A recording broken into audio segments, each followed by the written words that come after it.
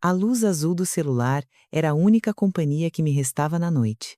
A essas horas, o silêncio da casa fica tão grande que a gente consegue ouvir os próprios pensamentos, como se alguém estivesse falando em voz alta. Por isso, eu gostava de me perder naquelas telinhas de vidas alheias. As fotos de gente que não conheço, os vídeos de animaizinhos fazendo graça, era uma forma de desligar o barulho do lado de dentro. Meu dedo, já um pouco desajeitado pelos anos e pela artrose, deslizava pela tela sem muita pressa, passando por receitas que eu nunca faria e paisagens que eu nunca veria. E então eu parei. Era um clarão de cor rosa, um rosa choque, daqueles que preenchem a vista inteira.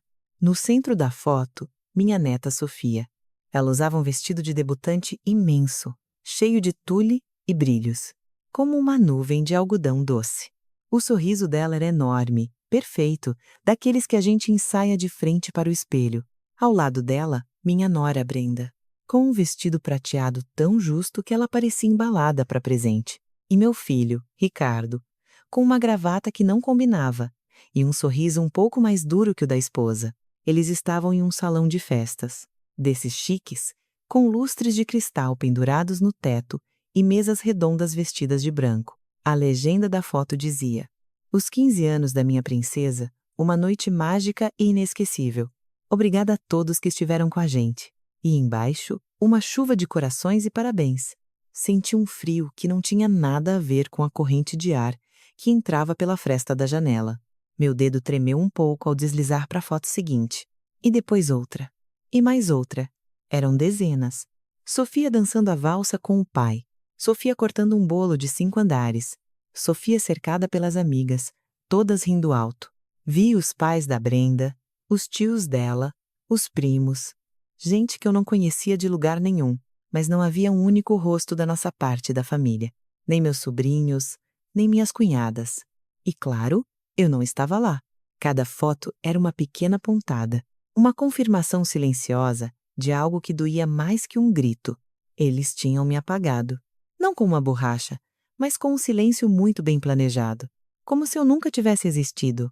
Meu coração apertou. Deu um nó no peito, daqueles que tiram o ar da gente. Antes de continuar, acho justo dizer quem eu sou. Me chamo Margarida, tenho 72 anos e sou viúva há 10. Minha vida inteira girou em torno de 2 coisas: minhas mãos e minha família. Com estas mãos que agora tremem ao segurar um celular, eu costurei mais sonhos do que posso contar. Fui costureira. Não dessas que apenas fazem barra ou pregam botão, mas das que criam. Minha especialidade eram os vestidos de noiva e as roupas de batizado. Passei décadas curvada sobre a minha máquina de costura. Uma Singer de pedal que herdei da minha mãe, transformando metros de seda e renda na felicidade de um único dia para outras pessoas. Cada ponto era uma promessa, cada alinhavo, um carinho. Com o dinheiro desses vestidos, meu marido e eu levantamos esta casa, tijolo por tijolo, e demos ao Ricardo, nosso único filho, os estudos que nós nunca pudemos ter. Queríamos que ele fosse doutor, advogado, algo grande. Ele se formou contador, mas para nós, era como se ele tivesse chegado à lua. Quando o Ricardo se casou com a Brenda, eu fiz o vestido de noiva dela. Foi o meu presente. Um vestido de renda chantilly com pérolas minúsculas bordadas à mão, uma por uma. Levei 6 meses para terminar. Brenda desfilou como uma rainha. Nas fotos do casamento, ela me abraçou e disse no meu ouvido: "Sogrinha, é o vestido mais lindo do mundo. Quando a gente tiver uma filha, a senhora vai fazer o vestido dos 15 anos dela, não vai?" Era uma promessa, dessas que a gente faz com o coração cheio e guarda num cantinho da alma como um tesouro. E quando a Sofia nasceu, esse tesouro começou a brilhar com mais força. Eu cuidei dela desde que era um bebê. Brenda e Ricardo trabalhavam o dia todo e eu tomava conta de tudo: as papinhas, as fraldas, as febres de madrugada, as primeiras palavras, os primeiros passos. Tudo aconteceu nesta casa, entre o cheiro de tecido e o zumbido constante da minha máquina de costura. Sofia cresceu brincando com os meus carretéis de linha, fazendo roupinhas para as bonecas com os retalhos que eu dava para ela. Era uma menina doce, com os meus olhos e o sorriso do avô. Conforme ela crescia, a promessa do vestido de 15 anos ficava mais viva. A gente falava sobre isso o tempo todo. Ela queria que fosse rosa, como o das princesas dos contos de fadas. Eu dizia que seria o vestido mais espetacular que as minhas mãos já tinham costurado. Há 3 anos, quando ela completou 12, eu a levei a um ateliê especial. Mandei fazer um manequim de costura com as medidas exatas dela, um corpo de arame e tecido que copiava cada curva do seu corpo de menina que logo viraria mulher. Custou uma pequena fortuna, quase um mês inteiro da minha aposentadoria. Mas eu não me importei. Coloquei o manequim num canto do meu quarto de costura e cobri com um lençol branco para proteger da poeira. Era o meu projeto secreto, minha obra-prima final. Lá estava ele, esperando. O manequim da Sofia. Um fantasma de tecido com as medidas dela. Uma lembrança constante da promessa que me mantinha viva. Às vezes, à noite, eu entrava no quarto e passava a mão por cima dele, imaginando os tecidos, os cortes, o caimento do vestido. Mas os anos passaram e as coisas foram mudando tão devagar que no começo eu nem percebi. Sofia entrou na adolescência e as visitas ficaram mais curtas. Ela já não ligava para os meus retalhos de tecido, só para o celular que a mãe tinha dado. Brenda começou a colocar distância. As ligações dela eram curtas, quase uma obrigação. Tudo bem, sogra? Que bom. Sim, todos bem por aqui. A Sophie está ocupada com os trabalhos da escola. Depois eu ligo. E desligava. Ricardo, meu filho, estava sempre cansado. Mãe, estou cheio de trabalho, te ligo no fim de semana. Mas o fim de semana chegava e o telefone não tocava. Eu dizia a mim mesma que era normal, que a vida moderna é assim mesmo, corrida, exigente, que eu não devia ser uma daquelas velhas que reclamam de tudo. Então eu engoli a minha solidão e a vontade de ver os 3. E me contentei em mandar uma mensagem de vez em quando, só para saberem que eu ainda estava aqui respirando. A última vez que falei com a Brenda sobre a festa foi há uns 6 meses. Perguntei se já tinha uma data para tirar as medidas novas da Sofia e comprar os tecidos. Senti a tensão dela do outro lado da linha. Ai, sogra, calma, ainda falta muito. Além disso, essas coisas já não se usam mais. Agora as meninas querem vestidos de grife, comprados em lojas de marca. É mais moderno, sabe? As palavras dela foram como uma agulhada direto no meu coração. Mas, Brenda, e a nossa promessa? Falei com a voz bem baixinha. Ai, sogra, não seja dramática. Eram outros tempos, a gente vai ver isso. E mudou de assunto. Depois dessa ligação, o manequim no meu quarto de costura começou a parecer diferente. Já não era uma promessa. Era uma cobrança silenciosa. Uma figura triste, coberta por um lençol branco que parecia uma mortalha. E agora, lá estava eu, às 11 horas da noite de um sábado, olhando as provas inegáveis da minha exclusão. A festa já tinha acontecido. Tinha sido naquela mesma noite, enquanto eu jantava sozinha um prato de canja de galinha e via o jornal na televisão. Minha neta estava comemorando o dia mais importante da sua jovem vida, rodeada por todos, menos por mim. Procurei a Sofia em cada foto, tentando encontrar no rosto dela uma sombra de tristeza, uma dúvida, um cadê a minha avó? Mas não encontrei. Em cada imagem, o sorriso dela era radiante, despreocupado. Ela parecia feliz. E isso, de alguma maneira, doía ainda mais. Será que ela nem tinha notado a minha ausência? Ou será que já não se importava? Deixei o celular em cima do criado mudo. O silêncio da casa caiu sobre mim com todo o seu peso. Levantei e caminhei no escuro, tateando pelo corredor até o quarto de costura. A luz da lua entrava pela persiana, desenhando listras claras no chão. E ali, no canto, estava ele, o manequim. Cheguei perto devagar e, com a mão trêmula, puxei o lençol. O corpo de tecido e arame com a forma da minha neta de 12 anos apareceu na minha frente. Era a silhueta de uma menina magra, quase sem formas. A Sofia já não era assim. Nas fotos, ela parecia uma mulherzinha, com quadril e busto. Este manequim tinha ficado preso no tempo. Igual a mim. Representava um futuro que nunca chegou. Fiquei ali de pé, olhando para aquela forma vazia que tinha o contorno da minha neta. Não chorei. As lágrimas tinham secado por dentro, transformadas numa pedra dura e fria na boca do estômago. Naquele momento, o celular tocou. A tela acendeu com o nome da Brenda. Meu primeiro impulso foi não atender, deixar tocar até ele alcançar. Mas meus dedos se mexeram sozinhos, como se tivessem vontade própria. Deslizai o botão ferda. Sogrinha, está acordada? A voz dela soou falsamente alegre, com barulho de música e gente ao fundo. Limpei a garganta. Estou, Brenda. Estou acordada, respondi, e minha própria voz me pareceu estranha, distante. Ai, que bom! Só liguei para saber como a senhora está. A gente não se falou a semana toda. A cara de pau me deixou sem palavras por um segundo. Respirei fundo, contando até 3 na minha cabeça. Como meu marido me ensinou a fazer quando a raiva quisesse me dominar. Estou bem. Respondi de um jeito seco. Houve uma pausa. Consegui ouvir ela rir de algo que alguém falou perto dela. Olha, sogra, a senhora viu no Instagram da Sophie sobre a festa? Não era uma pergunta, era uma afirmação. Eu vi, respondi. O frio no meu estômago aumentou.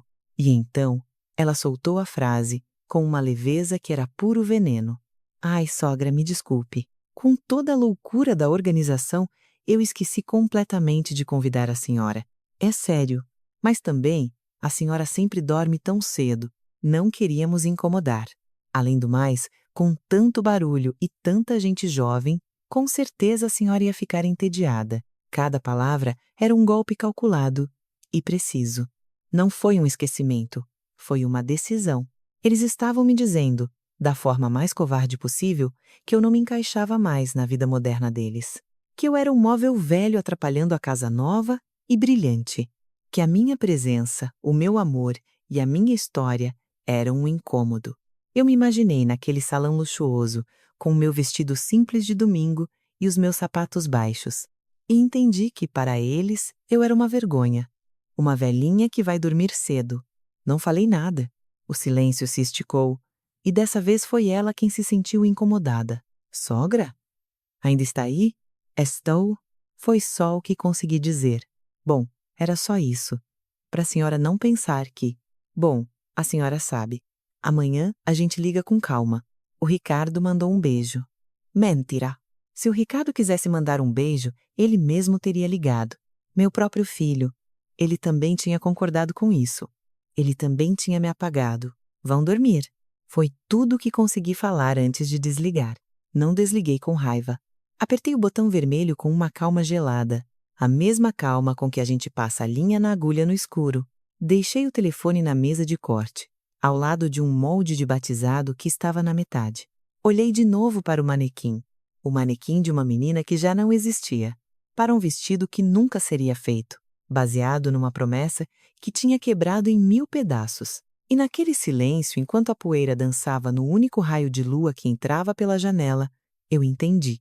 O vestido não era a única coisa que eles tinham deixado por fazer. Eles tinham descosturado algo muito mais profundo.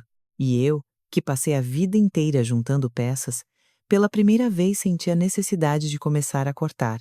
O amanhecer não trouxe consolo, só uma luz cinza e cansada que passava pelas frestas da persiana.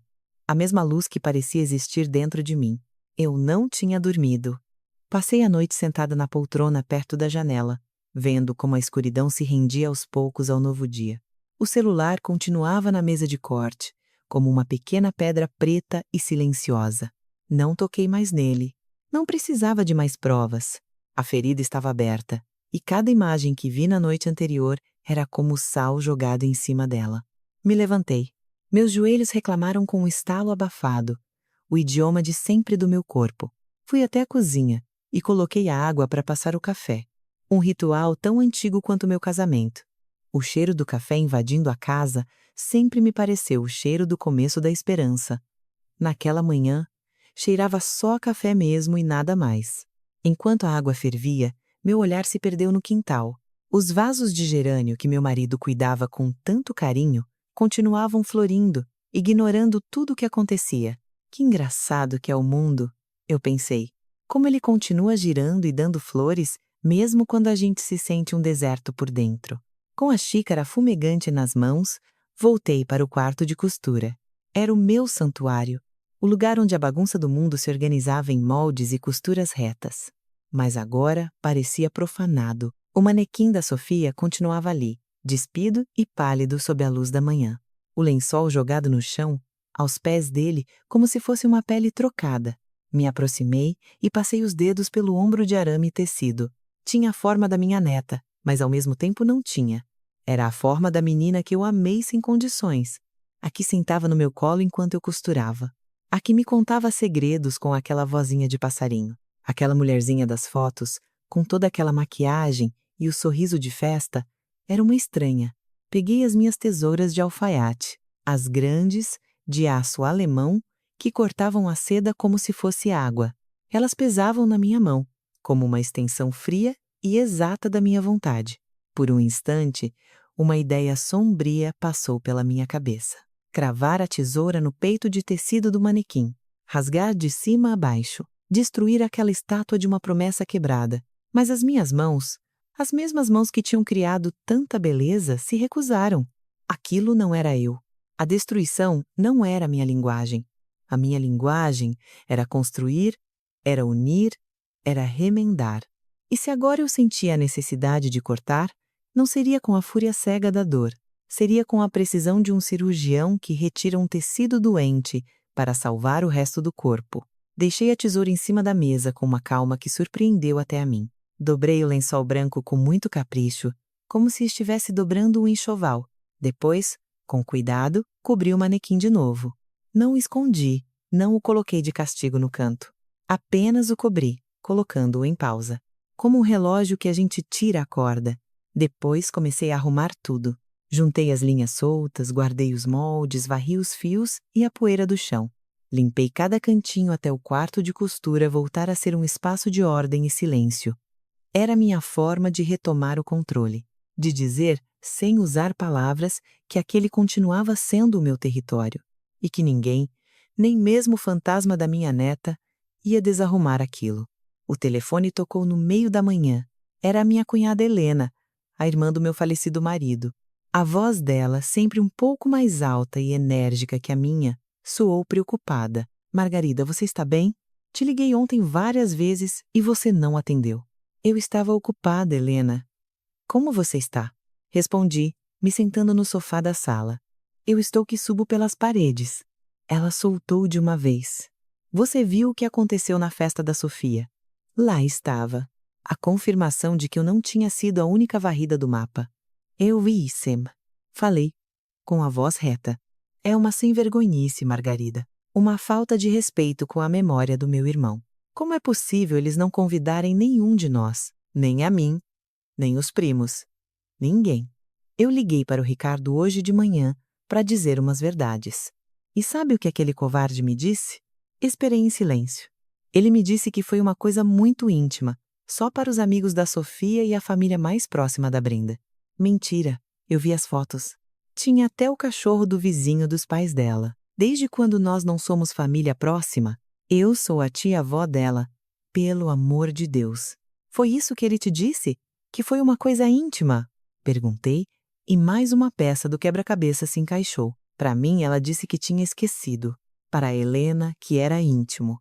A Brenda não só excluía, ela também mentia, criando uma teia de desculpas diferentes para cada pessoa, garantindo que a gente não conversasse entre nós. Sim, e com uma cara de pau, como se eu fosse idiota. Eu falei para ele, Ricardo, a sua mãe é a avó da menina, e ela também não foi. E ele ficou calado. Depois gaguejou alguma coisa dizendo que você andava meio fraca de saúde, e eles não queriam te expor. Outra mentira. Eu falei com você semana passada e você estava melhor do que eu, fraca de saúde. Então essa era a versão contada para o resto do mundo. A velhinha frágil que precisava ser protegida. Isso conseguia ser pior do que o próprio esquecimento. Eles me transformavam numa inválida para justificar a maldade deles. Eu não estou fraca, Helena.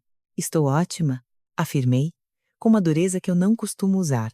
Eu sei que está. Eu disse isso a ele. Falei que a mulher dele é uma cascavel manipuladora que manda e desmanda. E o pior é que ele aceita. Meu irmão deve estar se revirando no túmulo. Ele que te amava e te respeitava tanto, ver o único filho transformado num capacho sem vontade própria, a voz da Helena embargou um pouco quando falou do meu marido.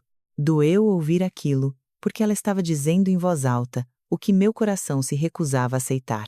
O Ricardo não era um homem ruim, mas sempre foi fraco, fácil de levar. E a Brenda era especialista em levar as pessoas exatamente para onde ela queria. Obrigada por ligar, Helena, e por defender a memória do seu irmão. Agradeci de verdade. Não tem que agradecer nada. Nós somos família e aquela mulher vai ter que me escutar. Vou ligar para a Brenda agora mesmo e vou dizer umas boas verdades na cara dela. Não. Interrompi com uma firmeza que assustou a ela e a mim. Não faça isso. Não gaste a sua energia. Não vale a pena. Como assim não? Alguém tem que colocar aquela mulher no lugar dela. As coisas vão se colocar no lugar sozinhas, Helena. Você e eu sabemos a verdade. É isso que importa. Deixa isso pra lá, por favor. Ficou um silêncio do outro lado da linha. A Helena, mesmo com todo o temperamento forte, sempre respeitou o meu juízo. Tudo bem, Margarida, se é o que você quer. Mas não acho justo. Eles estão passando por cima de você. Às vezes, para ganhar uma guerra, a gente tem que deixar o inimigo achar que ganhou a batalha. Eu disse. E as palavras saíram da minha boca antes mesmo que eu pudesse pensar direito. Eram palavras do meu pai, um homem do campo, sábio e calado. A Helena ficou quieta por um momento. Se cuida, cunhada. Ela falou, finalmente, com um tom mais manso. E se precisar de alguma coisa, qualquer coisa, me liga. Pode deixar. Um beijo, Helena. Desliguei o telefone e fiquei olhando para a parede. A conversa com a Helena foi como jogar álcool no fogo brando que queimava dentro de mim. Já não era só a minha dor. Era a dor de um galho inteiro da família que tinha sido podado da árvore sem a menor pena. E no meio de tudo isso a fraqueza do meu filho. Como se eu o tivesse chamado com o pensamento, o Ricardo ligou naquela mesma tarde. A voz dele soava culpada, nervosa. Mãe. Oi. Tudo bem? Estou como tenho que estar, Ricardo. E você? Bem, bem. Olha, mãe, eu liguei por causa da festa. Fez. Falei, como se estivéssemos comentando sobre o tempo. Olha, eu sei que a Brenda pisou na bola. É que ela andou tão estressada com a organização, com 1000 coisas na cabeça. Acabou passando. É sério, não foi por maldade. Escutei aquele discurso decorado. As desculpas que com certeza a Brenda tinha mandado ele repetir. Não senti raiva. Senti uma pena profunda. Pena dele. A sua tia Helena me contou que você disse a ela que eu andava fraca de saúde. O silêncio do outro lado foi denso, pesado. Eu tinha pego ele na mentira. É que eu não sabia o que falar para tia Helena. Ela ficou muito agressiva e... Ricardo, cortei logo de uma vez. Olha nos meus olhos, mesmo que seja pelo telefone. Você concordou com o fato de eu não ir à festa da sua filha? Outro silêncio, bem mais longo. Dessa vez deu para ouvir a respiração falha dele. Mãe, não é tão simples assim. É a pergunta mais simples do mundo, meu filho. Sim ou não? Esperei. Contei os segundos na cabeça. 1, 2, 3, 4. A Brenda achou que seria melhor assim. Ele sussurrou no final. A resposta mais covarde de todas. Não assumiu a parte dele, entregou a culpa toda nas mãos da esposa.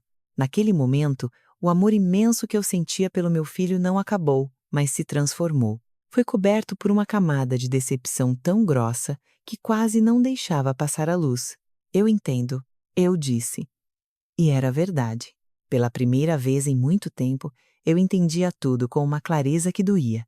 Eu era o passado, um passado humilde, de máquina de costura e mãos calejadas, que não combinava com o futuro brilhante e bem-sucedido que a Brenda queria construir. E o meu filho, por amor ou por comodidade, tinha decidido me deixar para trás. Mãe, por favor, não fica brava. Não estou brava, Ricardo. Estou ciente. Preciso desligar? Coloquei o feijão no fogo. Não esperei ele responder. Desliguei a chamada e fiquei com o aparelho na mão. A casa parecia imensa, vazia, mas eu não me sentia pequena. Pelo contrário, senti como se tivessem tirado um peso das minhas costas. O peso da esperança, da espera, de tentar me enganar. Agora só me restava a certeza. E a certeza, mesmo doendo, é um chão firme onde a gente pode começar a construir de novo. O mês que se passou depois disso foi um estudo sobre o silêncio. Eu não liguei. E eles, depois de um par de mensagens do Ricardo, cheias de figurinhas de coração que eu não respondi, também não insistiram. A vida seguiu a sua rotina calma. Eu cuidava das minhas plantas, cozinhava para mim, lia os livros que estavam parados na estante. E de vez em quando me encontrava com a Helena ou com alguma amiga para tomar um café. Conversava sobre tudo, menos sobre eles. Era um assunto encerrado, uma porta que eu decidi que não ia mais abrir. O quarto de costura continuava arrumado. O manequim coberto no canto dele esperando. Eu não sabia para quê, mas sabia que a história dele não tinha terminado ali. E então, numa tarde de terça-feira, a campainha tocou. Eu não estava esperando ninguém. Olhei pelo olho mágico e meu coração deu um pulo. Era a Brenda. Ela estava sozinha. Usava uma calça branca muito elegante e uma blusa de seda azul, que com certeza custava mais do que a minha aposentadoria. Tinha retocado o cabelo e usava uns óculos de sol enormes. Parecia estrela de cinema. Respirei fundo e abri a porta. Sogrinha, ela falou, com um sorriso que não chegava até os olhos. Que surpresa boa! Eu estava passando aqui perto e quis vir dar um oi. Mentira. A casa deles ficava do outro lado da cidade. Ela não estava passando aqui perto. Oi, Brenda, pode entrar, eu disse, dando espaço. Minha voz saiu educada, mas sem o calor de antes. Ela entrou olhando tudo, como se estivesse avaliando os meus móveis. Ai, que linda a casa da senhora, sempre tão arrumadinha. Tem um cheiro tão gostoso. O que a senhora estava cozinhando? Nada. É o desinfetante do chão. Cheiro de lavanda. Eu respondi. Ela sentou na pontinha do sofá, sem tirar os óculos de sol. Era a postura de quem não pretendia demorar. A senhora aceita um copo de água, um cafezinho? Não, não, obrigada, sogra. Não quero incomodar. É só um minutinho. Eu balancei a cabeça e me sentei na minha poltrona de frente para ela. Esperando. O silêncio se instalou entre nós duas. Ela parecia incomodada, procurando o que falar. Eu estava calma. Estava na minha casa, no meu território. Quem tinha que se explicar era ela. Finalmente, ela limpou a garganta. Bom, como a senhora tem passado? O Ricardo me disse que a senhora não andava se sentindo muito bem. Olhei bem nos olhos dela, por cima dos meus próprios óculos. Seu marido te informou mal. A minha saúde está excelente. Ela se mexeu inquieta no sofá. Ah, que bom, que maravilha. Fico muito feliz. Ela pegou o celular e começou a passar o dedo pela tela. Olha, eu queria mostrar mais umas fotos da festa da Sophie para a senhora. Ficaram espetaculares. O fotógrafo é um verdadeiro artista. Ela virou a tela e me mostrou uma foto da Sofia sorrindo com o vestido rosa. Depois outra dela e do Ricardo fazendo pose, igual capa de revista. Eu olhava as imagens sem dizer uma única palavra. Meu rosto era uma máscara, sem expressão nenhuma. Foi uma noite incrível. Ela continuou, guardando o celular. Mas ai, sogra, saiu tão caro. A senhora não faz ideia do quanto essas coisas custam hoje em dia. O salão, a música, o buffet, uma verdadeira fortuna. Mas a minha princesa merecia tudo, não é verdade? Imagino que sim. Foi a minha única resposta. E então veio o verdadeiro motivo da visita. Ela se inclinou um pouco para a frente, baixando a voz num tom de segredo. E por falar nisso, ai, que vergonha incomodar a senhora com isso, sogrinha. Mas é que surgiu um pequeno imprevisto. A última parcela do buffet. Sabe, o dono do salão deu um prazo pra gente, mas com tantos gastos acumulados, juntou tudo e... Ela fez uma pausa dramática. Faltou uma parte. Não é muito de verdade. Mas precisamos pagar antes de sexta-feira. Senão, os juros são absurdos. E aí eu pensei, poxa, a sogra sempre foi tão boa, tão generosa com a gente. Ali estava. A falta de vergonha na cara levada ao extremo, depois de me apagar da vida da minha neta, depois de me humilhar com uma desculpa patética. Ela vinha até a minha casa me pedir dinheiro. Dinheiro para pagar a festa para a qual eles não me convidaram. A festa que tinha tomado o lugar da promessa do vestido que eu faria com as minhas próprias mãos e o meu próprio dinheiro. Fiquei olhando para ela. Deixei o silêncio esticar. Ficar tão tenso quanto uma linha a ponto de arrebentar. Vi o sorriso congelar no rosto dela. O incômodo virar puro nervosismo. Eu queria que ela sentisse o peso do que estava pedindo. Queria que ela entendesse, sem que eu precisasse dizer uma única palavra, o tamanho do absurdo daquela situação. Finalmente, Quando o silêncio já estava insuportável para ela, eu falei. A minha voz saiu calma, quase cantada, imitando o tom leve e despreocupado que ela tinha usado comigo no telefone naquela noite. Ah, o dinheiro para o buffet. Falei como se tentasse lembrar de algo muito distante. Olhei direto nos olhos dela, por cima daqueles óculos escuros ridículos. Que contratempo desagradável, não é? Fiz uma pequena pausa e dei a última estocada, usando as palavras dela como arma. Que pena, Brenda. Eu queria muito mesmo poder te ajudar. Mas sabe o que é? Ela me olhou cheia de expectativa, com certeza achando que eu ia levantar para pegar o talão de cheques. Eu dei um sorriso bem pequeno, que mal marcou a minha boca. Eu respondi. Eu esqueci a senha do banco. O silêncio que veio depois das minhas palavras foi mais pesado do que qualquer noite em claro. Foi um silêncio que tinha peso, que tinha forma. Um silêncio que dava para tocar. A Brenda ficou paralisada, com a boca meio aberta, como se as palavras que acabou de ouvir fossem de um idioma que ela não conhecia. Os óculos enormes escondiam os olhos dela, mas deu para ver um músculo pequeno tremendo no maxilar. O ar na minha sala pequena tinha ficado grosso, carregado de todas as coisas que não foram ditas durante meses e que agora explodiam sem fazer barulho. Como é? Ela sussurrou por fim. E a voz não tinha mais nada daquela doçura falsa de antes. Era como uma navalha. Repetia a frase degustando cada sílaba, não por maldade, mas com a justiça divina de quem devolve um objeto ao dono. Eu disse que esqueci a senha do banco. Com tantas coisas na cabeça, você sabe. A memória de alguém da minha idade já não é mais a mesma. Usei o mesmo tom de superioridade que ela, a mesma desculpa vazia.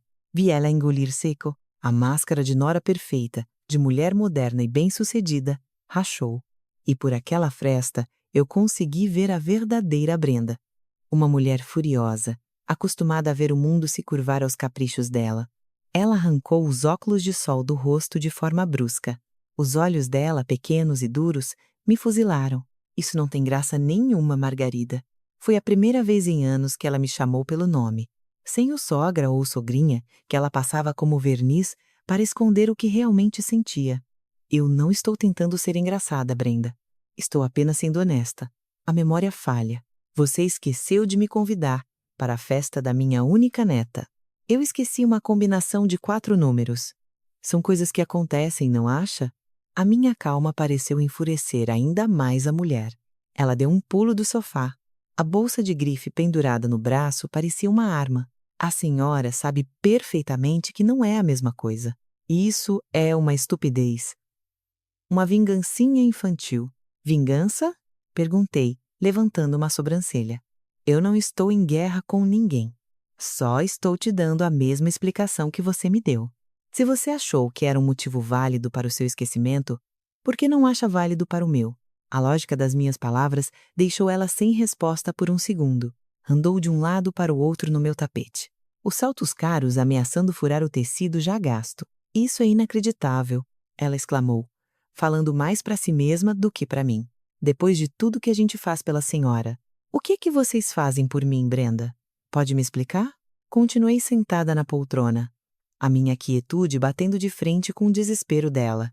Nós ligamos, nos preocupamos, ela disse. Mas a voz soou oca, porque nós duas sabíamos que era mentira. Vocês me ligam para pedir as coisas. E se preocupam quando precisam de alguma coisa. Não vamos confundir as coisas aqui. A última vez que me ligaram sem precisar de nada foi para me contar uma mentira sobre o motivo de eu não estar na festa da Sofia. Ela parou na minha frente, o rosto vermelho de raiva. A senhora não entende nada. Era uma festa para gente jovem, para os nossos amigos. O que a senhora ia fazer lá? Sentar num canto para criticar a música e reclamar do barulho? Nós fizemos um favor para a senhora. Lá estava. A verdade crua e brutal, sem a fantasia do esquecimento. O veneno que ela guardou por tanto tempo jorrou de uma vez. E curiosamente não doeu, porque eu já sabia. Escutar aquilo só servia para confirmar. Talvez você tenha razão. Falei, com uma serenidade que quebrou as pernas dela. Talvez o seu mundo e o meu já não tenham mais nada a ver. E se for assim, então não entendo por que você vem no meu mundo pedir dinheiro para pagar as contas do seu. Ela ficou sem palavras. Eu a encurralei com a lógica dela mesma. Isso não vai ficar assim. Ela chiou, com a voz baixa e ameaçadora. Vocês vão se arrepender disso, Margarida. Eu juro. Não faça ameaças, Brenda. Não combina com você. Só faz você parecer desesperada. Eu respondi. E a minha voz, mesmo suave, teve o efeito de um tapa na cara. Ela pegou os óculos escuros na mesa, colocou no rosto como se estivesse vestindo uma armadura e andou até a porta. Antes de sair, olhou para trás. O Ricardo vai saber disso. Vamos ver o que ele acha da maravilhosa mãe que ele tem. Fala o que você quiser para ele. Respondi dando de ombros. Meu filho já é um homem feito. Vai saber em quem acreditar. Mas enquanto eu dizia isso, uma pontada de dúvida atravessou o meu coração. Será que ele saberia mesmo? A Brenda me lançou um último olhar carregado de ódio e saiu. Bateu a porta com tanta força que o quadro do meu marido na parede tremeu. Fiquei sozinha no silêncio que voltou de repente. A sala parecia maior, mais vazia. O cheiro de lavanda do desinfetante agora se misturava ao perfume caro e forte que a Brenda deixou para trás. Não me sentia vitoriosa. Não tinha alegria na minha pequena vitória. Apenas um cansaço profundo, como se eu tivesse corrido uma maratona. Levantei e fui até a cozinha preparar um chá de camomila, com as mãos tremendo um pouco. Enquanto a água esquentava, me apoiei na pia e olhei pela janela. O sol da tarde pintava o céu de laranja e roxo.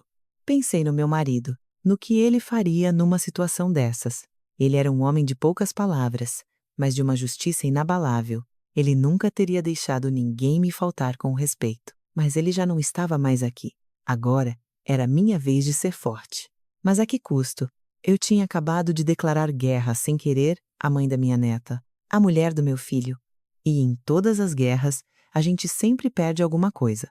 O telefone tocou 1 hora depois. Exatamente como eu sabia que ia acontecer. Era o Ricardo. O nome dele piscando na tela me trouxe uma onda de tristeza. Respirei fundo, como um mergulhador prestes a pular em águas fundas e escuras. E atendi. Mãe. A voz dele não era a mesma de sempre. Estava tensa, quase irreconhecível. Tinha raiva. Oi, meu filho. Respondi com a voz bem mais calma do que eu estava me sentindo por dentro. A Brenda acabou de me ligar. Aos prantos. Dá para saber o que deu na senhora? Como a senhora pôde ser tão cruel com ela? As palavras dele caíram em cima de mim como pedras. Nenhum o que aconteceu. Nem qual é a sua versão? Foi direto na acusação. O veredito estava dado. Ele já tinha acreditado nela. Cruel, Ricardo? O que foi que ela te disse que eu fiz? Ela disse que foi na sua casa para dar um oi, para tentar consertar as coisas. E a senhora humilhou.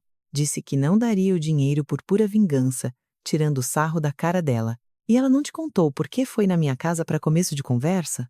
Ela não te disse que foi lá me pedir para pagar uma parte da festa que ela não me convidou? O silêncio reinou do outro lado. Era claro que a Brenda tinha deixado essa parte fora da história. Ela disse que só estava comentando que a gente estava com um problema e que a senhora já pulou no pescoço dela. Ele gaguejou, tentando defender a versão da mulher. Ricardo, por favor, não me chame de idiota e não se rebaixe repetindo mentiras que nem você mesmo acredita. A sua mulher veio na minha casa pedir dinheiro e eu respondi com a mesma moeda que ela usou comigo. Eu disse a ela que tinha esquecido a senha do banco. Essa desculpa não soa familiar para você? Consegui ouvir a respiração acelerada dele. Pude imaginar ele passando a mão no cabelo, dividido entre a lealdade à esposa e a verdade que ele sabia que eu estava contando. Mãe, a senhora está fazendo uma tempestade num copo d'água. Foi um erro. A gente já pediu desculpas. Ninguém me pediu desculpas, Ricardo. Você me deu uma desculpa esfarrapada. A sua mulher me ligou para jogar a festa na minha cara e me deu uma desculpa pior ainda. E agora eu descubro que inventaram uma terceira história para sua tia Helena sobre a minha saúde. Isso não é pedir desculpas. Isso é tentar esconder uma falta de respeito debaixo de uma montanha de mentiras. Mas a senhora não entende. A Brenda sofre muita pressão social. As amigas dela, a família. Ela queria que tudo fosse perfeito. Às vezes, para as coisas saírem bem, a gente precisa tomar decisões difíceis. E a decisão difícil era excluir a sua mãe, a avó da sua filha? Minha voz embargou pela primeira vez. Me diz uma coisa, meu filho, e eu quero que você me responda com a verdade. Quando a Sofia estava cortando o bolo, cercada por todos os amigos e pela família da Brenda, em algum momento, você pensou em mim? Passou pela sua cabeça por um segundo dizer: cadê a minha mãe? Ou você estava muito ocupado fazendo pose para as fotos? O silêncio que veio depois foi a resposta mais dolorosa que eu poderia ter recebido. Mãe, por favor, não faz isso, ele implorou. E a voz dele soava desesperada. Eu não estou fazendo nada, Ricardo. Estou só enxergando a realidade. A realidade é que vocês construíram uma vida nova onde eu não me encaixo. E eu aceito isso, de verdade eu aceito. Mas o que eu não vou aceitar é que vocês ainda venham me pedir para pagar as contas dessa vida. O amor que eu sinto por vocês não inclui pagar para vocês me apagarem. Ninguém está te apagando. A senhora é minha mãe. Uma mãe de quem vocês escondem as coisas. Uma mãe para quem vocês mentem. Uma mãe que vocês tratam como um estorvo. Um móvel velho que não combina com a decoração nova da sala. Me diz. Ricardo, você acha que o seu pai ia permitir uma coisa dessas? Você acha que ele ia ficar calado enquanto tratam a mulher dele como uma estranha? Toquei na ferida. O pai dele era o herói dele, o maior exemplo. Não coloca o pai no meio disso. Ele falou com uma voz sufocada. Não tem como não colocar. Ele me ensinou o que é ter dignidade. Ele me ensinou que o respeito a gente não pede, a gente exige. E se o meu próprio filho não é capaz de me respeitar, então eu mesma vou ter que fazer isso. E o que isso quer dizer? Que a senhora não vai mais falar com a gente, que não quer mais ver a Sofia. A ameaça escondida estava ali. Se eu não me comportasse bem, eles iam me tirar a minha neta para sempre. Senti um frio na espinha. Era a arma final dele, mas na minha dor, encontrei uma força que nem eu sabia que tinha. Isso quer dizer que as coisas vão mudar, Ricardo.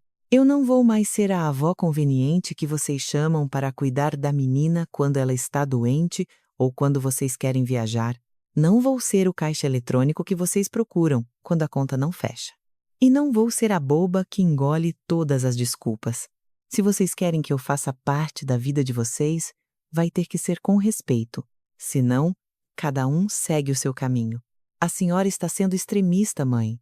Está me dando um ultimato? Não. Estou colocando limites. É uma coisa que eu já devia ter feito há muito tempo. Houve um longo silêncio.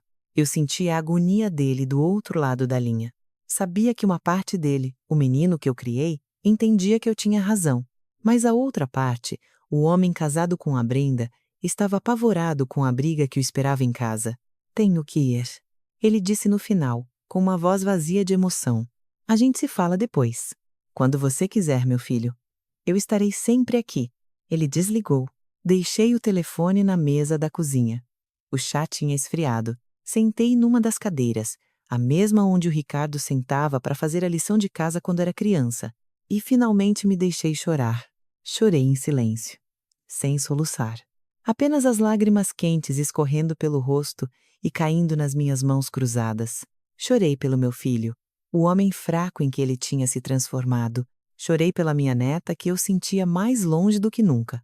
E chorei por mim, pela solidão que se abria na minha frente como um deserto. Quando as lágrimas secaram, levantei, lavei o rosto com água fria e me olhei no espelho pequeno perto da porta. Vi uma mulher idosa, com rugas que contavam a história de uma vida inteira, mas os meus olhos, mesmo vermelhos de chorar, não pareciam derrotados. Eles pareciam lúcidos. Pela primeira vez em muito tempo, eu enxergava as coisas com uma clareza absoluta. Caminhei devagar pelo corredor até o quarto de costura. O cheiro de tecido e de óleo de máquina me abraçou, bem familiar. Tudo estava arrumado, tudo no seu lugar. Acendi a luz do teto, uma luz branca e forte que não deixava espaço para sombras. E ali, no canto, estava o manequim coberto com um lençol branco, o fantasma da promessa quebrada. Cheguei perto e, com um movimento firme, puxei o lençol. Joguei para o lado sem o menor cuidado. O corpo de arame e tecido com as medidas da Sofia aos 12 anos ficou exposto. Tão magrinho, tão infantil, a relíquia de um tempo que não ia voltar nunca mais. Fiquei olhando para ele por um bom tempo. Não sentia a raiva do manequim. Não era culpa dele. Era só um objeto. Uma testemunha muda do meu amor e da minha decepção. Fui até a minha caixa de costura e peguei a fita métrica, aquela de tecido amarelo, já gasta pelo uso. Peguei também um giz de alfaiate, desses que a gente usa para riscar o tecido. Voltei para perto do manequim. Com a fita, comecei a tirar as medidas como se fosse uma cliente de verdade. Anotei as medidas num pedaço de papel com a minha letra meio tremida. Depois, com o giz, comecei a desenhar linhas sobre o tronco de tecido. Linhas retas, exatas, linhas de corte. Peguei as tesouras grandes de aço alemão. O peso conhecido delas na minha mão me dava conforto. Abri a tesoura e cheguei a lâmina perto de uma das linhas que desenhei no peito do manequim. O metal gelado brilhou debaixo da luz. Por um segundo, eu hesitei. Estava prestes a fazer uma coisa irreversível, alterar para sempre o símbolo do meu maior sonho. Mas então pensei no sorriso radiante da Sofia nas fotos. Um sorriso onde eu não tinha participação. Pensei na voz do meu filho me acusando de ser cruel. Pensei no nojo no rosto da Brenda e entendi que a promessa já estava morta. O vestido de princesa nunca ia existir.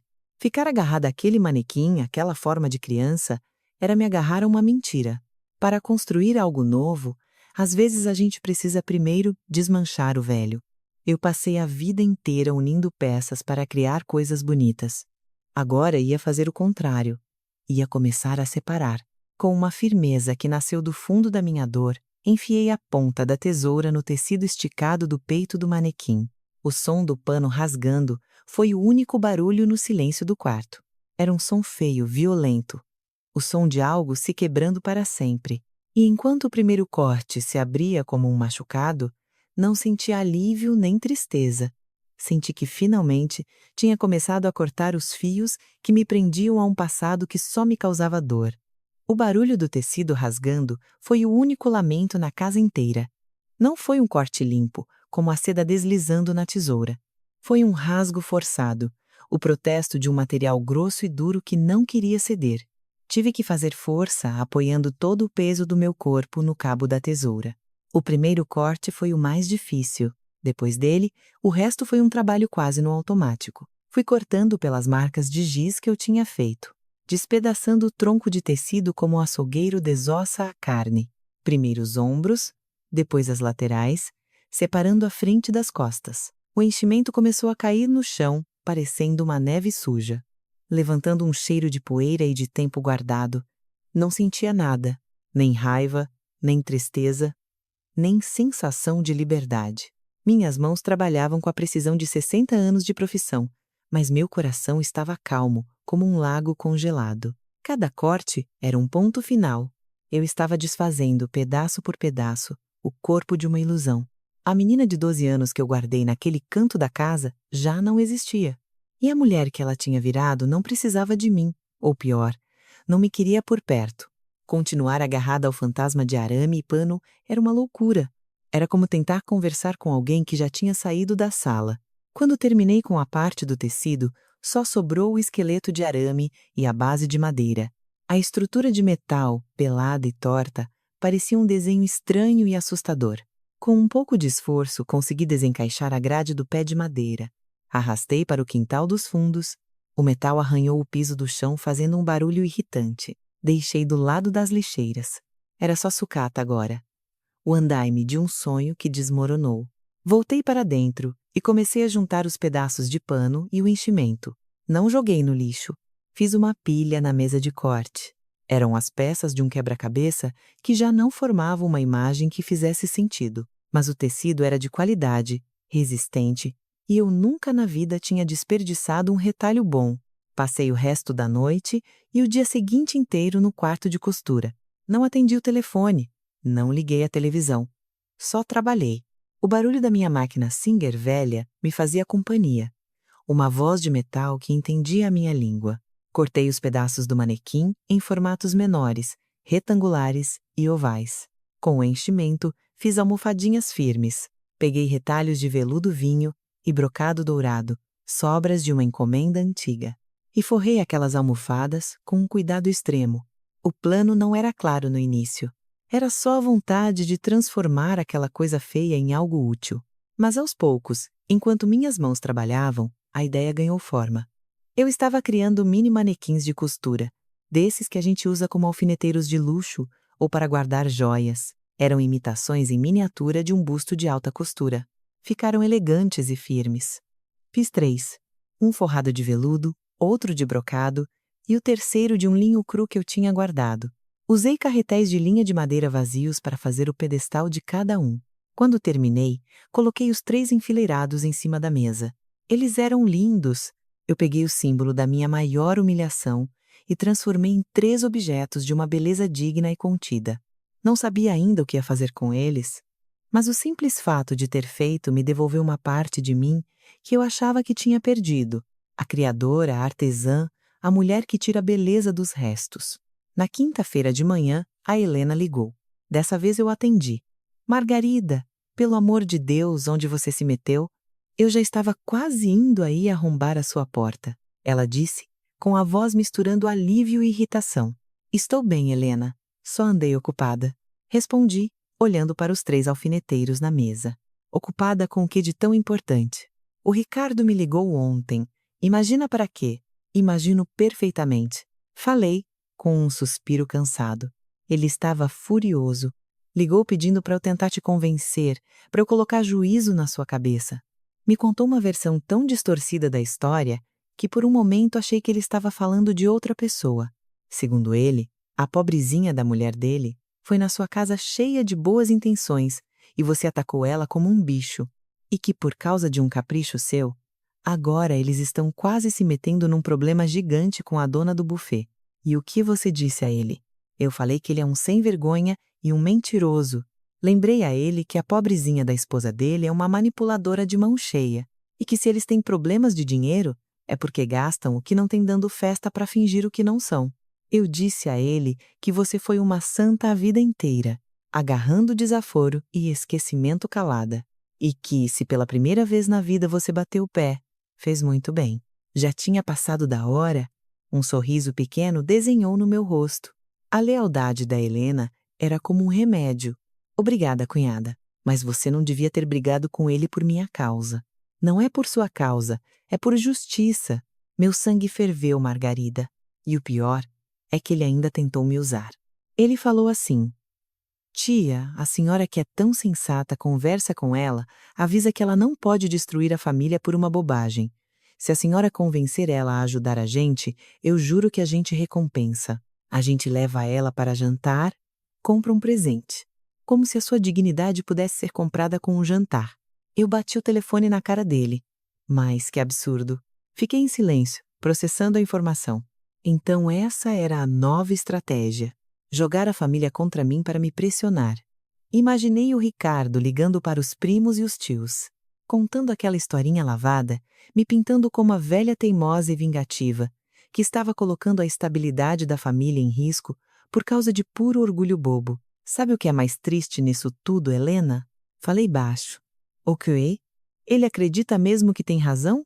Ou está se forçando a acreditar?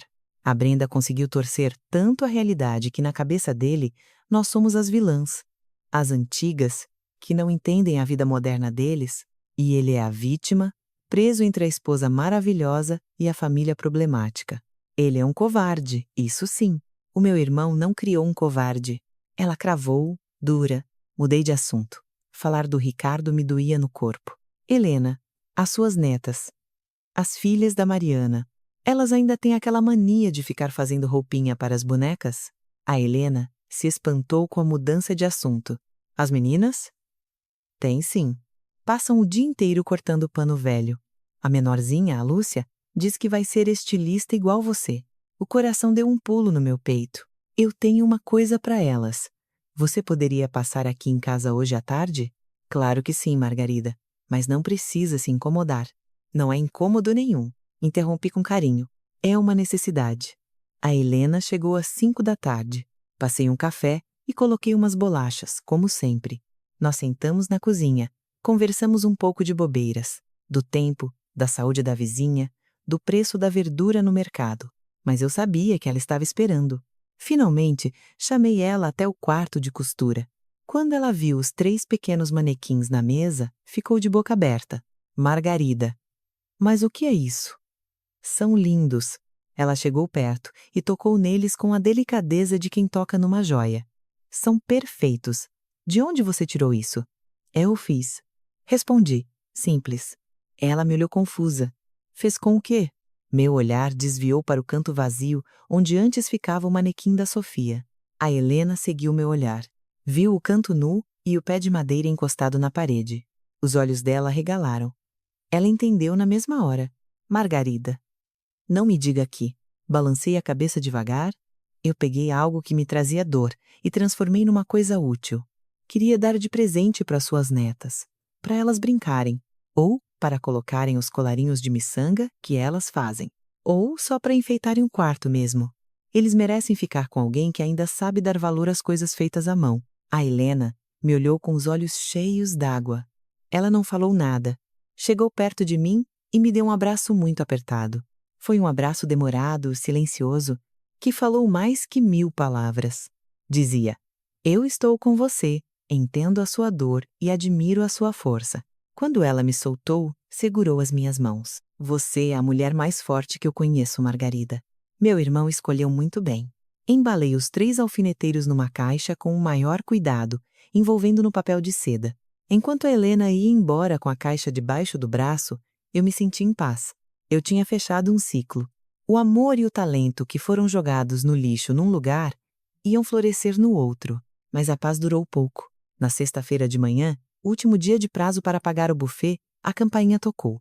Não foi um toque normal, rapidinho, por educação. Foi um dedo cravado no botão, um barulho longo e agressivo, furando o silêncio da casa. Eu soube na mesma hora quem era. Respirei fundo, alisei o avental e fui abrir. Eram eles. A Brenda estava na frente, com o rosto contraído de ódio. Vestia uma calça jeans e uma camiseta qualquer. Parecia ter se arrumado correndo.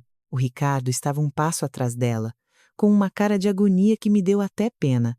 Ele parecia um menino que fez arte, sabia que a surra ia chegar. Nós precisamos conversar. A Brenda falou sem nem dar bom dia, empurrando a porta para entrar. Não impedi. Dei espaço para os dois. Fechei a porta atrás deles. Fiquem à vontade, a casa é de vocês. Eu disse. Mesmo a frase soando como ironia, para de se fazer de simpática, Margarida. A Brenda gritou, virando de costas no meio da sala. Hoje é o dia limite. Nós temos que pagar o dono do salão hoje. A senhora vai dar o dinheiro para a gente ou não? Era uma exigência, não um pedido. A falsa educação tinha sumido de vez. Já dei a minha resposta no outro dia, Brenda. Eu falei, bem calma, sentando na minha poltrona. Era o meu trono, o meu lugar de poder dentro daquela casa.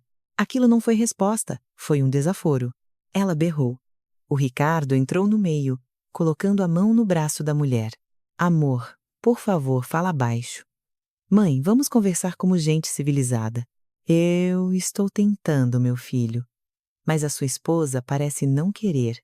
Não me chama de sua esposa como se eu fosse uma qualquer da rua. A Brenda atacou de novo.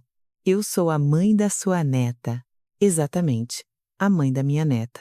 A mãe que planejou a festa mais importante da vida da filha e decidiu que a avó não devia estar lá. E agora você entra na minha casa, levanta a voz e exige que eu pague por essa mesma festa? Me diga, Brenda, em que mundo isso faz algum sentido? Faz sentido no mundo onde a família se ajuda? Ela retrucou. A família se ajuda, sim. A família não se usa. E vocês vêm me usando há muito tempo. Como babá de graça, como banco de emergência, como o tapete onde vocês limpam as botas sujas de problemas. Mas acabou. O tapete saiu do chão. Ricardo esfregou o rosto com as mãos, em desespero. Mãe, por favor, não é só o dinheiro. É pelo princípio da coisa. É mostrar que somos uma família unida. Família unida não mente uma para outra, Ricardo. Não exclui. Não falta com o respeito. Você quer que eu te prove que somos uma família? Tudo bem. Senta aqui do meu lado e diga para sua mulher que o que ela me fez foi muito errado. Diga para ela que não foi um esquecimento, que foi falta de respeito de propósito. Diga que você tem vergonha de ter aceitado isso calado. Se você fizer isso, se você provar que o respeito pela sua mãe ainda vale de alguma coisa, aí sim, a gente fala do dinheiro. Joguei a isca. O desafio era para ele. A Brenda olhou para o Ricardo, apertando os olhos. Um aviso sem precisar de palavras. O Ricardo congelou ali entre as duas. O rosto era um retrato de dúvida e medo. Deu para ver a guerra dentro dos olhos dele. O menino que me amava contra o homem que morria de medo da mulher. E do jeito que eu esperava, ele escolheu o medo. Mãe, não me pede para escolher. Ele falou bem baixinho, olhando para o chão. Eu não pedi para você escolher, meu filho. Pedi para você dizer a verdade. Mas já vi que você não consegue ou não quer. Eu levantei da poltrona. Essa conversa acabou aqui. Não tenho mais nada para dizer. Não. Não acabou não. A Brenda gritou, fechando a minha passagem. A gente não vai sair daqui sem o dinheiro. É o mínimo que a senhora pode fazer, depois de ter destruído a nossa festa. A loucura daquela frase me deu um baque. Eu destruí a festa, Brenda? Eu nem estava lá. Como é que eu estraguei a festa? Com esse seu showzinho, com o seu drama de se fazer de vítima, o Ricardo passou a festa inteira angustiado, pensando em como a senhora ia reagir. Ele não conseguiu nem curtir a festa da própria filha por sua causa. Olhei para o meu filho. Ele continuava de cabeça baixa, sem coragem de me encarar. E naquele exato momento, o pouquinho de pena que eu ainda sentia dele foi embora. Secou, e no lugar entrou uma decepção fria e dura feito pedra de mármore. Ele não só aceitou que me tirassem de lá, mas ainda teve a coragem de reclamar do remorso que estava sentindo por isso. Orhachou, falei, num tom baixo. Então esse era o problema.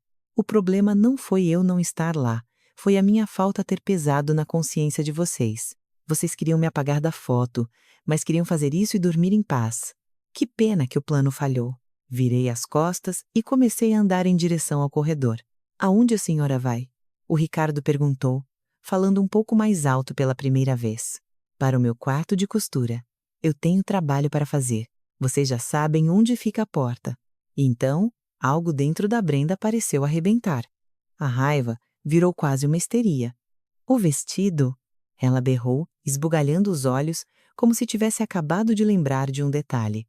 A promessa do vestidinho. É por isso que a senhora está fazendo tudo isso. Por causa dessa promessa de velha parada no tempo. Pois fique sabendo, o vestido que nós compramos para a Sofia na loja de grife custou uma fortuna. É de um estilista francês. 1000 vezes mais bonito que qualquer lixo que a senhora pudesse ter remendado. As palavras dela eram puro veneno, feitas para machucar o meu orgulho como profissional, a única coisa que me restava. Mas não funcionou. Parei na porta do corredor e virei para ela. Uma ideia passou pela minha cabeça. Uma ideia horrível e maravilhosa. Você quer ver o que eu acho do seu vestido de grife e da minha promessa quebrada? Perguntei, com uma voz mansa, até demais. Venham aqui. Tem uma coisa que eu quero mostrar. Caminhei pelo corredor até o quarto de costura. Eles vieram atrás de mim, meio sem jeito, sem saber o que esperar. Abri a porta, o sol da manhã invadia o quarto, iluminando a minha mesa de trabalho, os fios, os tecidos e o canto vazio. A Brenda entrou primeiro. Os olhos dela procuraram na hora o manequim coberto pelo lençol, mas ele não estava lá. Só o pé de madeira, encostado e inútil. E o manequim? Ela perguntou sem entender. Que manequim? Respondi fazendo cara de boba. O da Sofia, que a senhora mandou fazer. Ah, esse. Falei, apontando com a cabeça para uma sacola de lixo no chão, perto do cesto. Acho que você está falando daquele monte de retalho e plumante ali, não me servia mais. Então eu desmontei. A sucata de arame o caminhão do lixo já levou. A Brenda ficou olhando para o saco plástico, horrorizada, como se estivesse vendo o resto de um crime. O Ricardo ficou pálido. A senhora destruiu? Meu filho gaguejou. Eu não destruo. Eu transformo. Corrigi ele. Eu transformei uma coisa inútil e que machucava em uma coisa nova. Uma coisa que, por sinal, já tem dona. Umas crianças que sabem dar valor a presente feito com o coração. A Brenda olhou para mim. E pela primeira vez, desde que ela tinha pisado na minha casa, eu não vi raiva no rosto dela. Eu vi medo. Acho que foi aí que ela entendeu que a mulher parada na frente dela não era mais a velhinha sonsa e sentimental que ela manipulava. Ela tinha cruzado a linha e, ao fazer isso, tinha me libertado. A senhora é louca. Ela sussurrou. A senhora é completamente louca. Não, minha querida. Eu sou muito lúcida. Dolorosamente lúcida. Respondi. E agora, com licença, que eu tenho serviço. A porta, como eu já disse, está aberta. Eles ficaram ali plantados no meio do meu santuário, totalmente derrotados.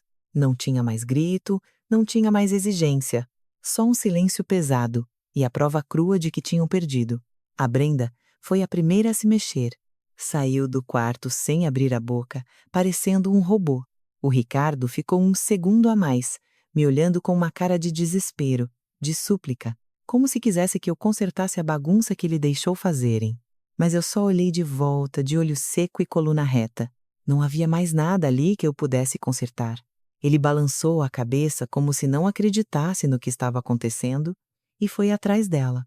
Escutei os passos cruzarem a sala e abrirem a porta da rua. Antes de bater a porta, eu ouvi a voz da Brenda, um sussurro venenoso que flutuou no ar da casa. Isso não acabou, Ricardo. Eu juro que não acabou. Ela nunca mais vai ver a Sofia na vida. A porta bateu e eu fiquei sozinha no quarto de costura, rodeada pelos fantasmas do que tinha sido e pelos restos do que poderia ter sido. Eu tinha vencido. Tinha defendido a minha honra, mas o eco das últimas palavras dela martelava no silêncio, uma ameaça gelada apertando meu coração. Eu cortei as linhas do passado, sim, mas o preço podia ser perder a única linha que me ligava ao futuro. A minha neta. O estrondo da porta batendo ficou no ar por muito tempo e se misturou ao barulho dos meus pensamentos as palavras da Brenda. Ela nunca mais vai ver a Sofia. Repetindo na minha cabeça, igual um disco riscado. Fiquei de pé no meu quarto de costura, um campo de batalha onde uma guerra tinha acabado de ser ganha, mas onde a terra conquistada era vazia e triste. A vitória tinha gosto amargo de cinza. Para defender a minha dignidade, eu acabei levantando um muro, talvez alto demais, entre a minha neta e eu. Naquela noite, e nas muitas noites que vieram depois, o silêncio da casa já não me fazia companhia. Era uma acusação. Cada canto lembrava um vazio. Cada tic-tac do relógio marcava o tempo passando. O tempo que a Sofia estava vivendo longe de mim. 3 anos se passaram. 3 anos passam como um suspiro na vida de uma velha, mas duram uma eternidade na vida de uma adolescente. Nesse tempo, a dor fina foi virando uma melancolia surda, uma cicatriz que às vezes repuxava para lembrar que o machucado ainda estava lá embaixo. O silêncio que o Ricardo e a Brenda me impuseram foi total. Não teve mais ligação, nem mensagem, nem visita. O galho da nossa família que pertencia a eles foi cortado de vez. No começo, toda vez que o telefone tocava, o coração dava um pulo de esperança. Uma esperança teimosa, boba, que não queria morrer. Mas com os meses, eu aprendi a não esperar mais nada. Descobri que a esperança pode ser muito mais pesada que a certeza.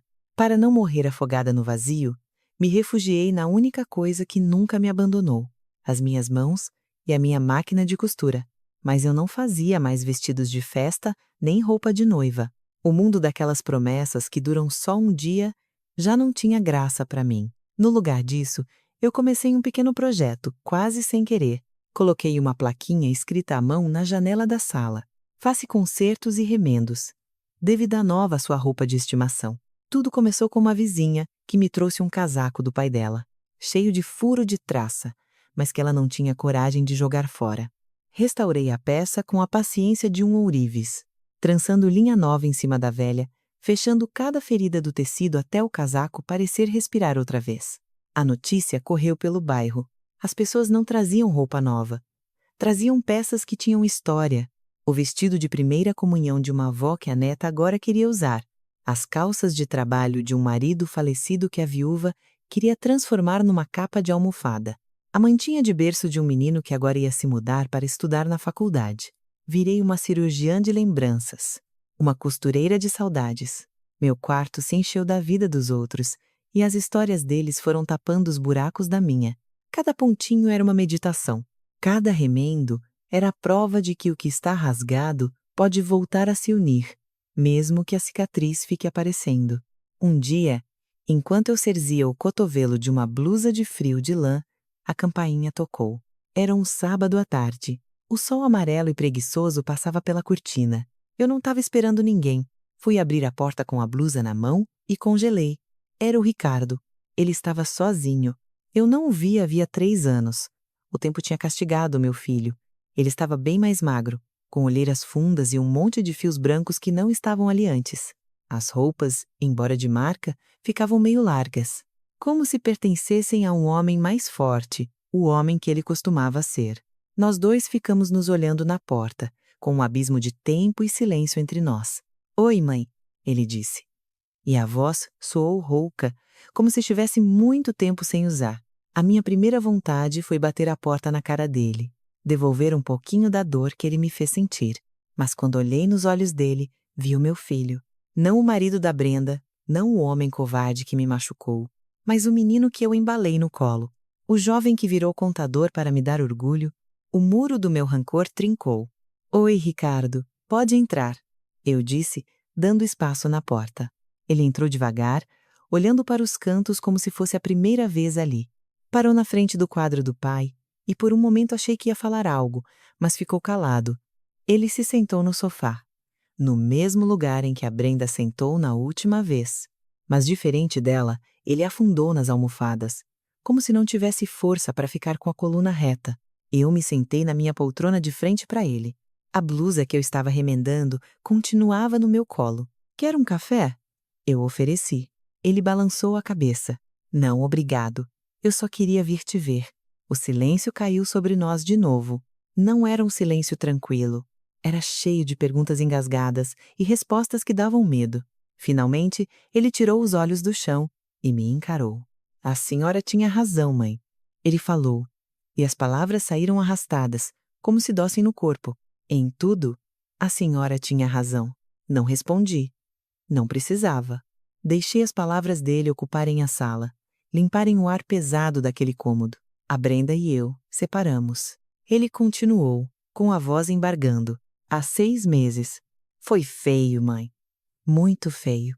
Balancei a cabeça devagar, deixando ele continuar, se quisesse. "Depois de tudo aquilo que aconteceu aqui, a vida ficou insuportável. Ela me proibiu de falar com a senhora, de ver a nossa família. Disse que se eu fizesse isso, ia pegar a Sofia e sumir no mundo. E eu tive medo. Eu fui um covarde, mãe. Deixei ela me afastar de tudo e de todos. Eu virei só mais um enfeite da casa. O marido bem-sucedido. A família de comercial de margarina. Tudo não passava de uma fachada. Uma casa enorme, linda, mas vazia. Ele fez uma pausa, engolindo em seco. Tudo piorou por causa do dinheiro. Aquela festa enterrou a gente em dívidas. Ela queria manter um luxo que a gente não conseguia bancar. Mais festas, mais viagens, roupa de grife. Era um buraco sem fundo. Quando o dinheiro começou a faltar mesmo, a mulher maravilhosa sumiu. Ficou amarga, controladora, ruim.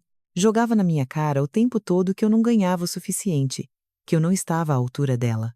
E um dia, eu percebi que ela me olhava, com o mesmo nojo com que olhou para a senhora, como se eu fosse um móvel velho que já não servia mais. Ele usou as mesmas palavras. O ciclo se fechou. Um dia cheguei do trabalho e ela não estava mais lá. Levou metade das coisas, levou a Sofia e deixou uma carta do advogado. Agora, nós vivemos num inferno na justiça, brigando pela casa, pelo dinheiro e pela Sofia. Ouvir o nome da minha neta deu um aperto no coração. "E a Sofia? Como é que ela está?" Perguntei num sussurro. "Está perdida. Fez 18 anos agora, mas tem cabeça de 30. A situação obrigou a menina a crescer no susto. Mora com a Brenda, mas não está feliz. A mãe tenta jogar ela contra mim. Inventa histórias horríveis de mim, da senhora, da família inteira. Enche a cabeça da menina de veneno. Mas a Sofia não é boba. Ela vê as coisas." Fiquei olhando para ele com um buraco no peito. Meu filho, que tinha tido de tudo, agora estava sozinho, destruído. E a minha neta no fogo cruzado da guerra dos pais. "Sinto muito, Ricardo." Eu disse. E era verdade. Não senti um pingo de alegria na desgraça dele. Só uma tristeza profunda por tudo que a gente perdeu. Os olhos dele encheram d'água. "Me desculpa, mãe. Me desculpa por ter sido um filho ruim. Desculpa por não ter defendido a senhora. Desculpa por ter deixado que te machucassem. Se eu pudesse voltar no tempo..." "Não dá para voltar no tempo, Ricardo."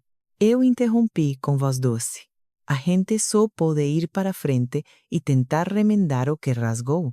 Olhei para a blusa de lã no meu colo. Ele ficou mais um tempo. Conversamos pouco, Mas foi uma conversa verdadeira, a primeira em anos.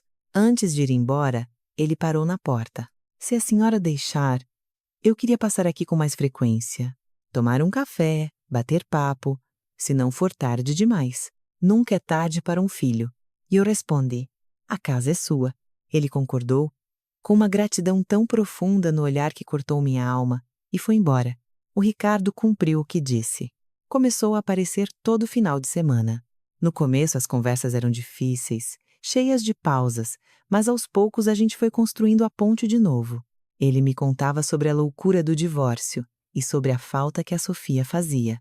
Eu falava dos concertos, das histórias do povo do bairro. Um dia, ele trouxe uma caixa de ferramentas e arrumou a persiana que travava. No outro dia, me ajudou a empurrar o armário pesado. Pequenas coisas, mas que significavam o mundo inteiro. Ele tentava, do jeito dele, pagar pelo estrago. Uma tarde, alguns meses depois dessa volta dele, ele chegou com uma cara diferente. Meio nervoso, mas cheio de esperança. Mãe, a Sofia quer ver a senhora. Meu coração parou. Coloquei a xícara de chá na mesa para ele não ver minha mão tremer. Ok, consegui falar. E eu conversei com ela. Contei a verdade do que aconteceu. Tive que contar, mãe. Ela precisava saber que a culpa não foi sua. Que nós é que erramos. Falei da festa, do vestido, do dinheiro da dona do buffet, de tudo. No primeiro momento, ela calou. Mas ontem ela me ligou, disse que andou pensando e perguntou se podia vir aqui falar com a senhora, sozinha. Me faltou o ar. A chance de ver ela depois de todo esse tempo era um sonho, mas dava um pânico. E se ela me odiasse? E se viesse só jogar na minha cara que eu ajudei a destruir a família? Quando? Perguntei. Amanhã. Se a senhora quiser. Quero. Falei na hora. Claro que eu quero. No dia seguinte, eu levantei antes do sol. Fiz uma faxina na casa como se o presidente viesse me visitar. Assei um bolo de limão. O favorito dela quando era pequena. Troquei de roupa 3 vezes sem conseguir me decidir. Eu era uma pilha de nervos. Na hora combinada, a campainha tocou. Fui abrir, e lá estava ela. Não era mais a menina das fotos. Era uma mulher alta, magra, de cabelo comprido e escuro, e com os mesmos olhos do avô. Os meus olhos tinham um olhar sério no rosto, muito maduro para uma menina de 18 anos. Usava uma calça jeans e uma blusinha básica, nem sombra do luxo que a mãe sempre exibia. Oi, vó. Ela falou com uma voz macia, meio sem graça. Oi, meu amor. Pode entrar, entra. Tentei segurar o tremor da voz.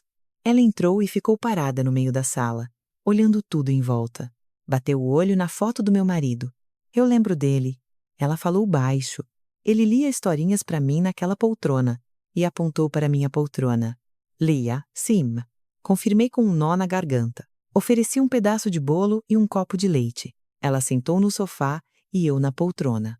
O silêncio entre a gente era bem diferente daquele do Ricardo. Não era ruim. Era o silêncio de 2 pessoas que se reencontram depois de uma viagem muito longa e não sabem por onde começar a contar. Foi ela quem quebrou o gelo. Eu fui visitar a tia Helena na semana passada, disse, olhando para as próprias mãos. Meu pai mandou eu ir falar com ela. Lá no quarto das minhas primas, da Lúcia e da Carla, eu vi uma coisa. 3 alfineteiros muito bonitinhos, imitando o manequim.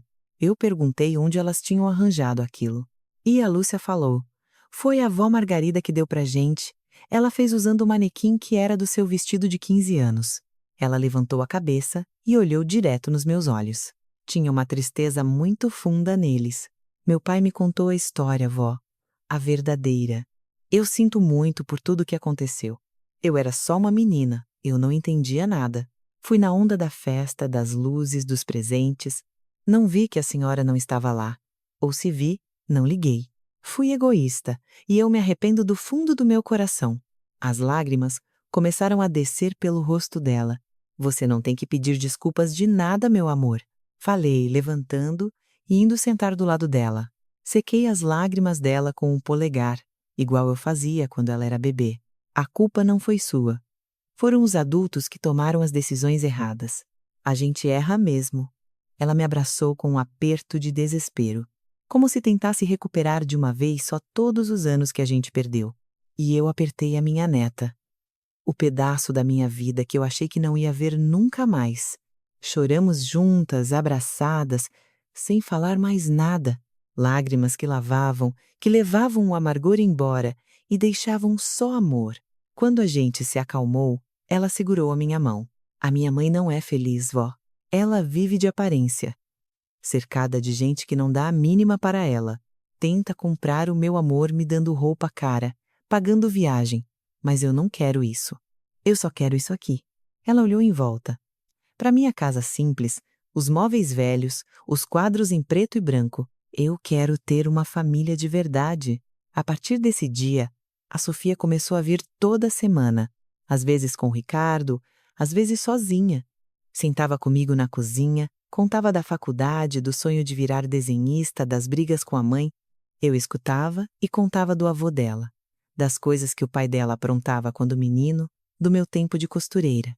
A gente costurava a nossa relação de novo, ponto por ponto, com a linha da paciência e da verdade. Uma tarde, ela chegou com uma sacola de pano na mão. Vó, a senhora lembra dessa camisa? Ela perguntou, tirando da sacola uma camisa xadrez masculina, já bem gasta. Reconheci na hora. Era do meu marido. A preferida dele. Claro que lembro. Ele usava para arrumar o jardim. Eu achei num baú velho na casa do meu pai. Está rasgada no bolso e falta um botão. A minha mãe queria jogar fora. Disse que era pano de chão. Mas eu não deixei. Ela me olhou com os olhinhos, pedindo algo. A senhora me ensina a arrumar? Eu não quero que a senhora conserte. Quero que me ensine a fazer. Eu olhei para ela, a mulher que ela tinha se tornado. Uma mulher que preferia remendar a camisa velha do avô do que ganhar vestido novo de grife. O orgulho bateu tão grande que não coube no peito. Claro que ensino minha vida, vem. Levei ela para o quarto de costura. Ela ficou encantada olhando as linhas coloridas, os rolos de pano, os moldes pendurados. Coloquei ela sentada na frente da máquina Singer velha, na mesma cadeira onde ela sentava pequenininha, brincando de costureira. Abri a caixa de costura. Dei uma agulha, um dedal e uma linha da mesma cor da camisa. Ensinei ela a passar a linha na agulha, a dar o nozinho na ponta. Mostrei como dar o pontinho invisível para pregar o bolso, o mesmo ponto que a minha mãe me ensinou um dia. As mãos dela, jovens e um pouco duras no começo, seguiram o movimento prestando atenção em tudo. Ficamos nós duas curvadas em cima da camisa velha, com as cabeças encostadas uma na outra, debaixo da luz fraca da lamparina de mesa. E enquanto a agulha subia e descia, consertando o que estava rasgado, eu entendi que nem toda promessa precisa ser de tule cor-de-rosa. As promessas que mais importam na vida têm a beleza de um simples ponto reto.